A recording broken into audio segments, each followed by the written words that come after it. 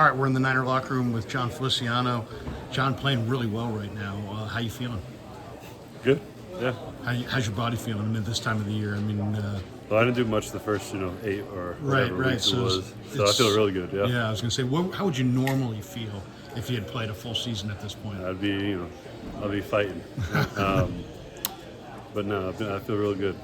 What's your normal Christmas holiday like? Are you a Christmas Eve guy, Christmas Day guy? I mean, Are the Christmas Felicianos month. morning or nighttime people? We're definitely Christmas morning. Okay. But this year is a little different. I'm out here by myself. My family's in Florida. So this year is all about business. So I'll celebrate Christmas next year. Does that make it tough? I mean, it's part of what you signed up for, I would imagine. Yeah. How's that sitting with the rest of the family? The kids are fun. Yeah, They got a lot of family back in Florida. My wife I feel like she's feeling it the most, dealing with all the kids and having to do everything by herself. How old are your kids these days? 6 and 3. Okay, so there you got little kids. Mm-hmm. Do you remember as a little kid what the holiday was like for you? And were you a big, excited Christmas kid? 100%. I remember one year we woke up with my dad way too early, like 5. And it was a tough Christmas morning for them. I mean, opening up like a N64 or like the new. I remember getting Pokemon Silver or Gold. I think I got both actually. Man, it's what a time. Yeah. Now you lived in Florida a lot, so it's hot weather in Florida. But then you've also played for Buffalo. So would you rather a snowy Christmas or a hot Christmas? 100% snowy. Growing up, I would go to New York to see my dad for Christmas and my family in New York. So I was lucky enough to. I had one white Christmas growing up. Then in Buffalo, I think 2 out of the 3 years. We had white Christmases, and those are definitely the best. A little bit more authentic. Yeah. What's it going to be like playing in front of the nation? I mean, national TV I'm sure is always cool, but on Christmas night, the whole world's watching that game. Yeah. Does that add any juice to you? Yeah, it's kind of like Thanksgiving. Thanksgiving is a big game, and I've been fortunate. I think I played 3 or 4 Thanksgiving games, and those are fun. And I'm sure Christmas is going to be the same. You're playing really well. You got graded out as the highest offensive lineman on the team this last week. When you watch the film, what are you seeing about your performance? And not just you yourself, but the rest of the line. How's it coming together? Yeah, I mean, I think it's a collective thing.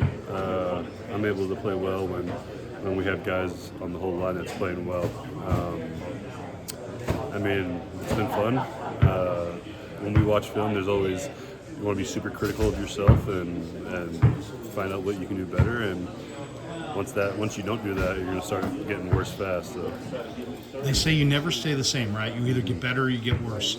How are you better than when you came out of Miami, and how are you worse? Or are you worse? You might not be worse. No, I'm way better. I mean, being able to diagnose defenses and tells and players' stances and understanding your own offense. What's the running back's read here? Where is he going to start? Like, what is he looking? Is he looking at the tackle's left cheek, or is his track a little more tighter? All that stuff plays into, I think, why I'm playing so well right now. The Ravens, let's talk about them for a minute. Pierce is about 360. Well, I have him listed at 329. Yeah, he hadn't been 329 since grammar school. Yeah, he's definitely he's a big boy. Yeah, he's definitely up there. He might be the biggest nose guard in the league. Him, Vita, and Dex probably. Dex is more proportionate. He's big everywhere. Yeah. Pierce, he got that big old belly. Yeah. But I've played against him a lot in my career. Pierce. 3 or 4 times. He's a really good player, and it's going to be exciting. Now, Travis Jones, is he going to go for them? He's the Connecticut kid. He's also about 330. Yeah. And then you got Matabuke, who's a 310, but he's fast. Yeah, What does their down 3 look like to you when you watch them? Oh, they're really good. Probably the best defense, we played all year. And they all bring something different. You got Pierce, who's a bigger guy and super strong and can really push the pocket, and then 92 is very quick laterally, and I think he's had whatever 11 sacks or whatever it is. So it'll be a good test for us. What makes them so good against the run? Is it the big bodies, or is it Roquan and Queen behind them who can really run? And those are. I mean, besides our guys, I think they're probably the best two linebacker in the league. Yeah. Me and Queen, we had a couple of big collisions last year when we played the Giants played the Ravens. I think it's a collective thing of why they are so good against the run. I mean, you have Pierce who occupies the middle and keeps guards and centers off of the linebackers who are running side to side and a really well tackling group. So I think together all of them make everything go. Do you have relationships? And you've been in the league a long time. You've played against many of these guys. Yeah. Do you have relationships with these with guys around the league that you're friends with, or is it and like would you go up to a guy before the game and shake hands and say how you doing, or are you like know what, he's the enemy? We're not shaking hands until afterwards. It depends who it is. Yeah. But most of the time, like when I played Jacksonville, Adam Gaddis, there's a guy that I played like in college and in the NFL, so there's a respect there.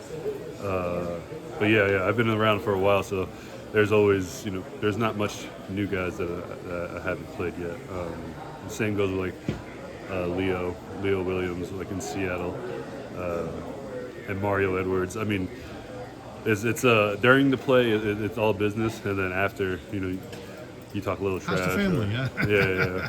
How's the wife? How's the kids? Because some of those guys, like Mario Edwards, you guys were teammates, right? The Raiders, right? Yeah, same draft class. So I know him. I mean, me and him, battling. You guys battled Florida State and Miami, right? Exactly. Yeah. So I hated him in college, and then when I got to the Raiders, I hated him in the beginning, and then you realize, oh shit, that guy's not that bad. He's actually a good dude. Is he? Yeah. And going against him every day in practice, we got each other better, and fast forward to eight more years, we're in our 9th year in the league. 2 last ones before we let you go. You get people here in the basketball bounced around. You guys got a nice bucket going right there. I've seen a bunch of guys shooting jumpers. Banks will shoot jumpers. I haven't necessarily seen you shoot the ball too much. Are you? I am definitely way better than a lot of these guys around here. Could you take these guys one-on-one? 100%. Ask Colton. I wax his butt a lot. Do you? Yeah. Okay. I just, I like to play on the down low. Yeah. Keep it on the down low. All right, one last one.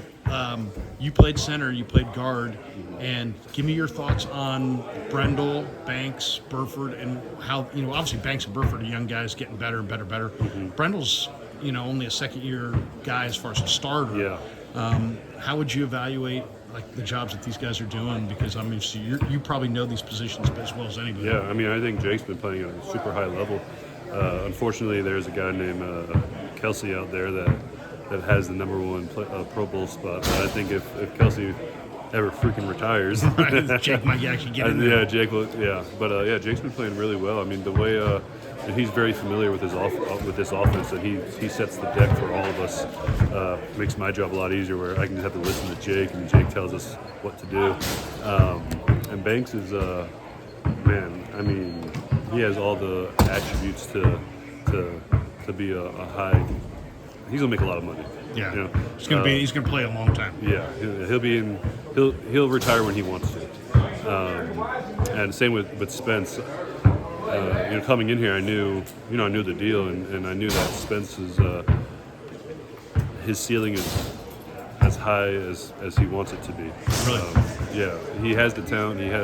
He flashes a lot of really great things, and I think part of my job was to come in here and push him and also help him with just little things that vets can help younger dudes with. And I think when he has been healthy, I think he's been playing really well. And what do you help? Like on the when you guys are watching film, you're just pointing out things little that things. You see that just from years of watching film. Probably, and like hand placements on like pass blocking stuff, or like the angle of the running back is like this, so you can be a little more lenient with where you're shooting for. Yeah, that's cool, actually. Who was the guy when you came out of Miami that was that guy for you? Oh, I mean, I had a lot. I mean, Rodney Hudson, number one. I Freaking mean, Hall of Fame almost. yeah, yeah. They like to call him Raider Rod out in Oakland because he was just. He could probably still play to this minute. Yeah, no, he has horrible knees. If he didn't, if he had good knees, yeah. I think his knees knocked him out of the league. But But he helped you a lot.